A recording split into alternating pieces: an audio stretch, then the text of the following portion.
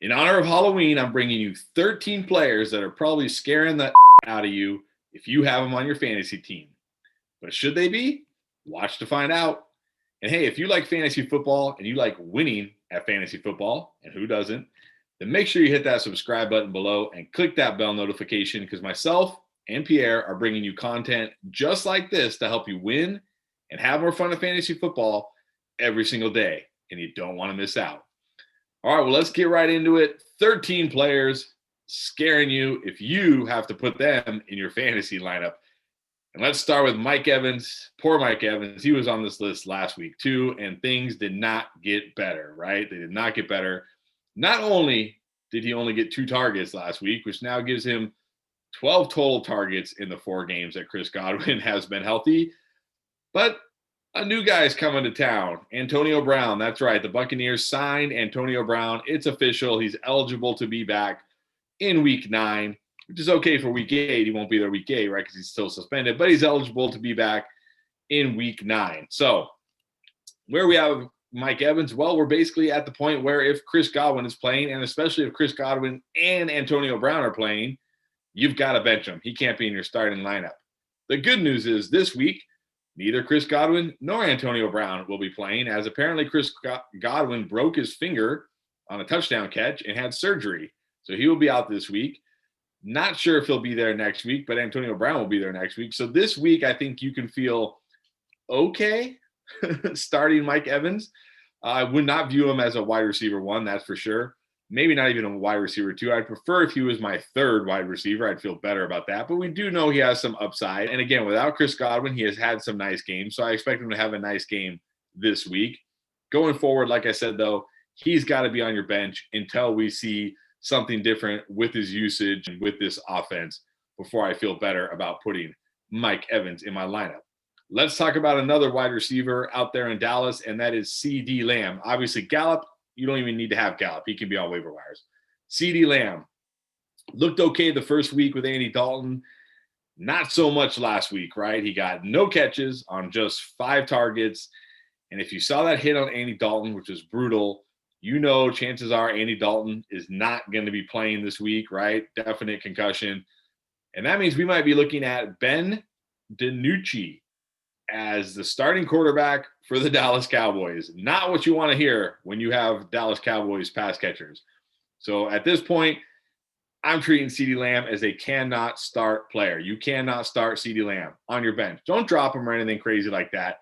Put him on your bench. See what happens. You never know. Sometimes these quarterbacks come out of nowhere like Kurt Warner and are studs, right? Maybe DiNucci will be okay.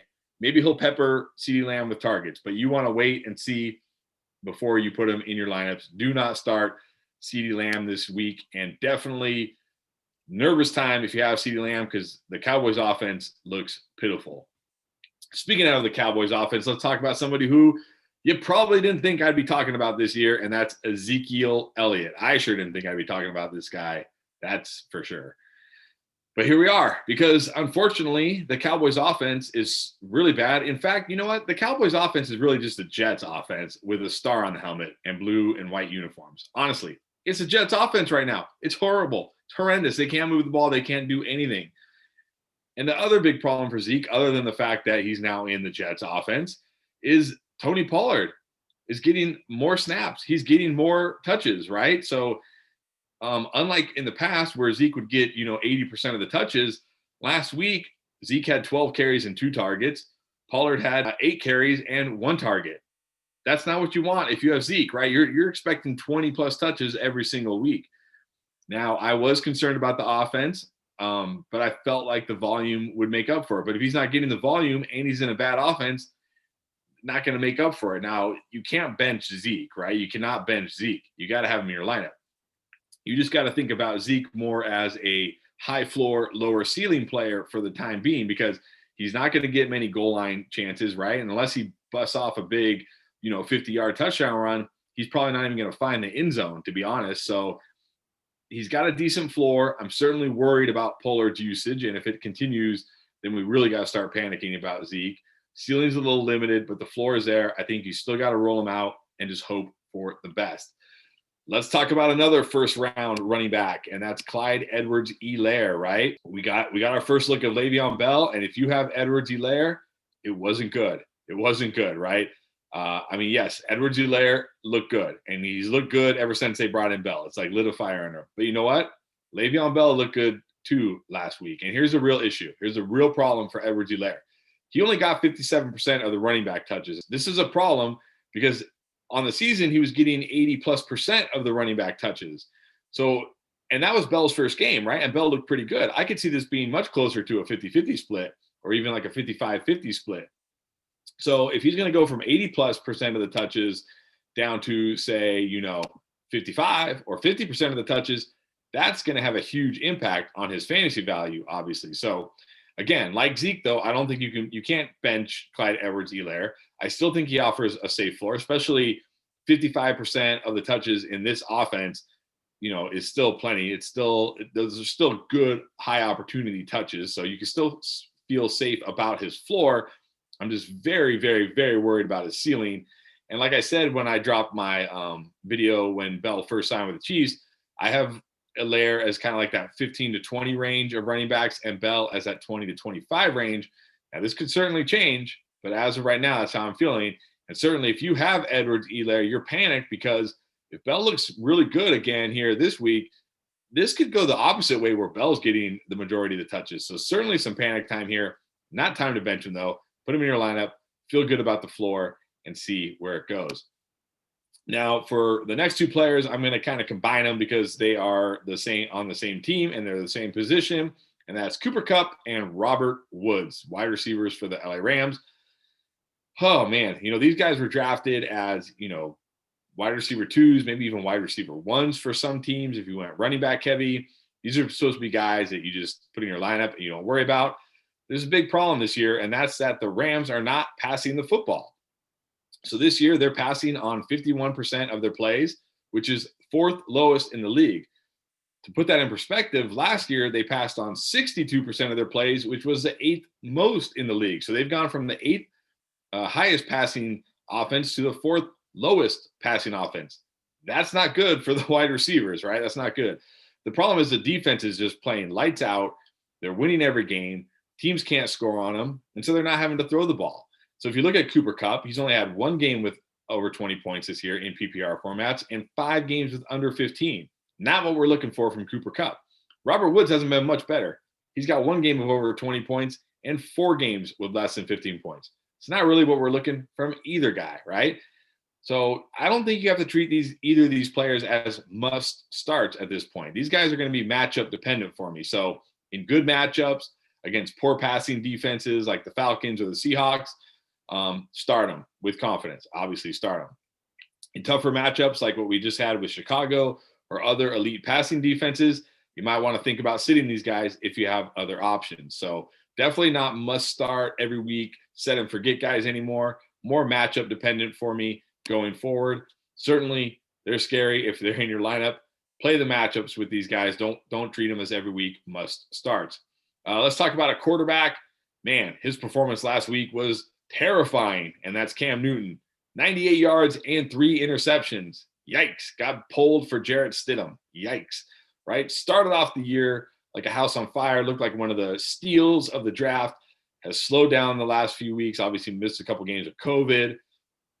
And this is not good because if he goes out there this week against Buffalo and throws an early interception or the offense isn't moving, then he could definitely get hooked for Stidham again, and it might not be temporary this time, right? Bill Belichick might just decide, hey, let's just roll with Stidham for a few weeks and see what happens. So I think if you have Cam Newton in a 1 QB league, you absolutely do not start him this week. Do not start him. Don't take the risk.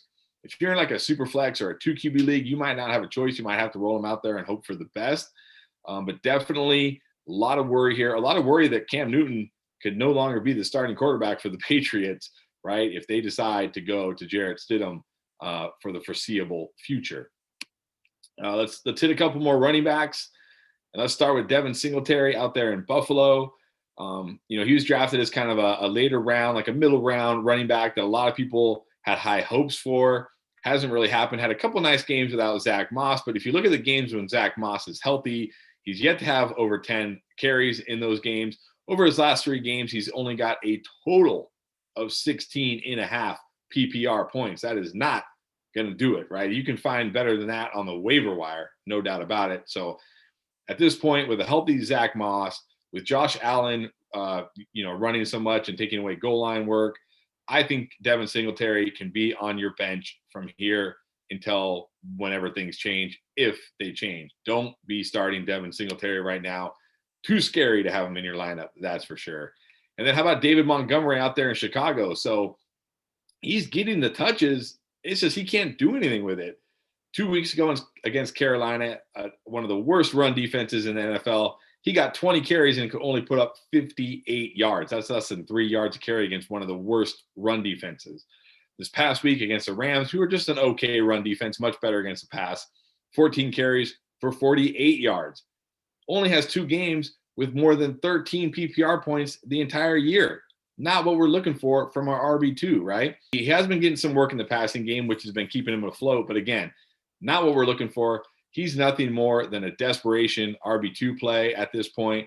Sure, in great matchups, he's got some upside a little bit, not too much, decent floor. But in those tough running back matchups, I think you got to find a way to bench him if you can, because even though he's getting the work, he's doing nothing with it. And this is like a 20-plus game sample now of David Montgomery that we have seen where he's very inefficient, just gets what is blocked and nothing more.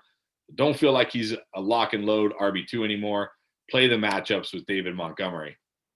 Another quarterback, Josh Allen, looked like a potential MVP candidate through the first 4 weeks. He had 25 or more fantasy points in each one of those games. He had 2 games over 30 points.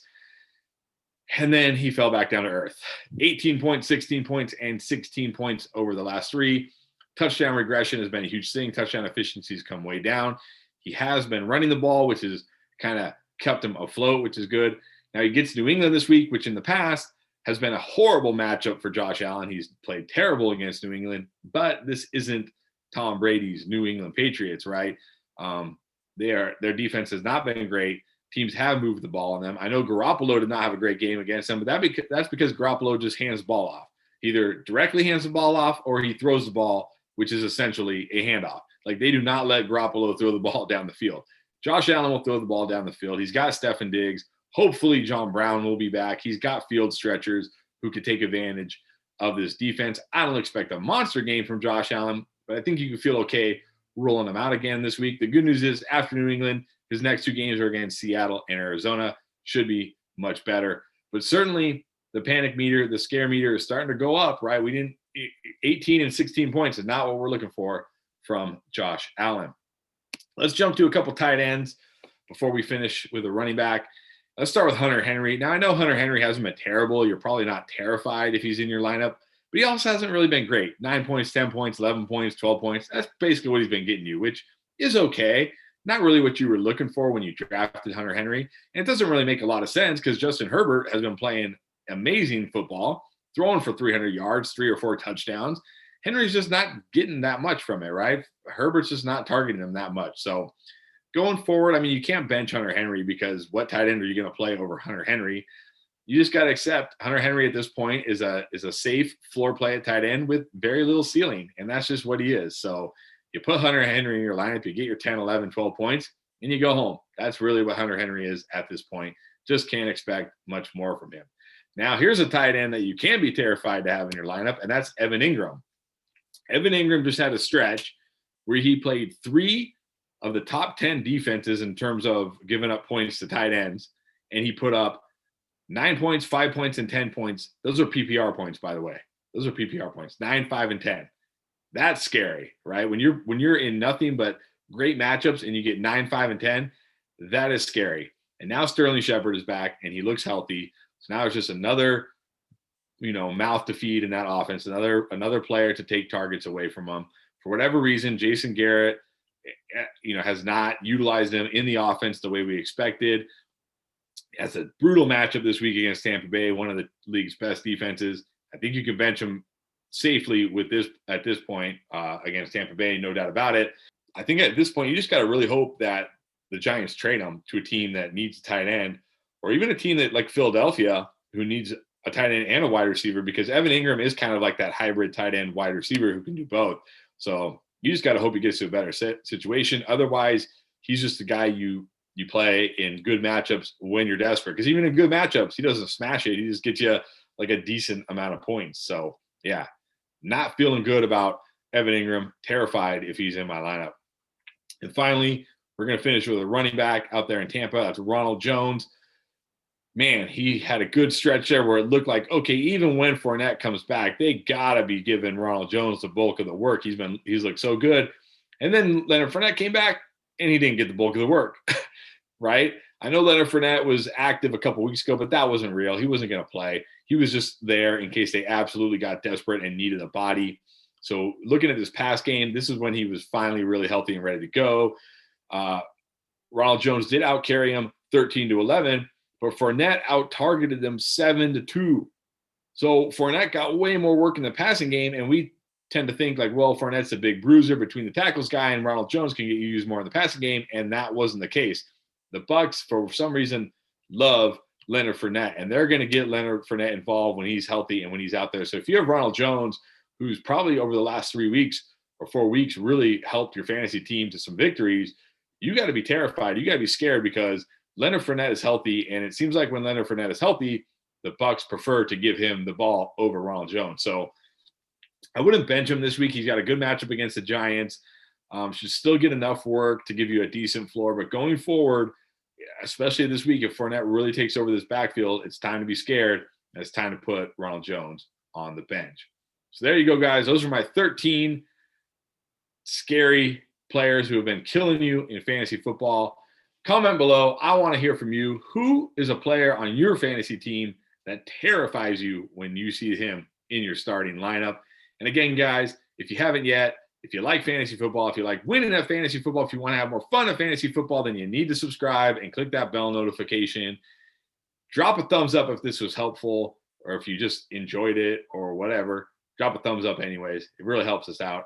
All right, guys, I hope you enjoyed it. Have a great Halloween, and I'll see you next time.